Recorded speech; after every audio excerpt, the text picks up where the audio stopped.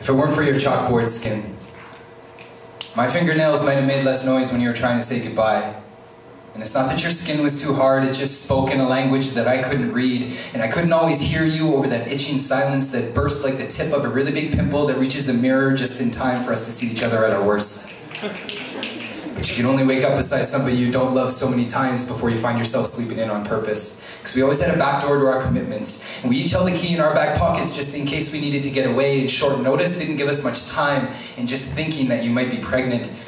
seemed to help you realize you never wanted to be with me in the past, let alone the future, and the here and now was the only present I ever offered you, and all it took was a pin drop to burst the bubble, and we both just ran for our lives.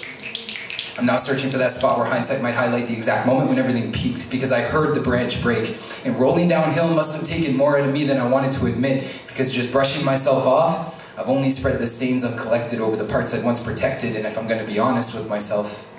I need to stop acting so surprised.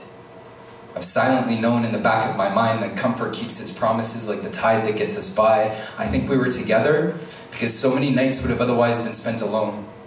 And all those days would have just fallen into other categories, like the one-night stands we would have had because we couldn't stand being alone or even stand on our own, so we'd been laid by the people we were going to lie to either way.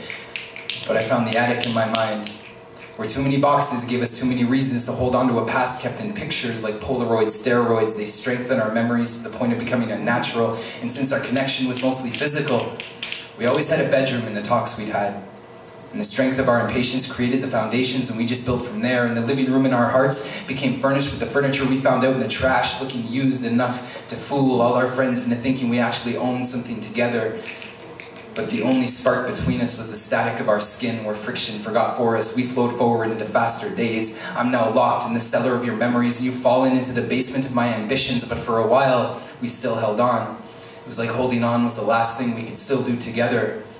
But Murphy's Law creates the catch-22 that locked the front doors in our capabilities, and the windows of our eyes closed the blinds on our future. I think the hardest thing for us to admit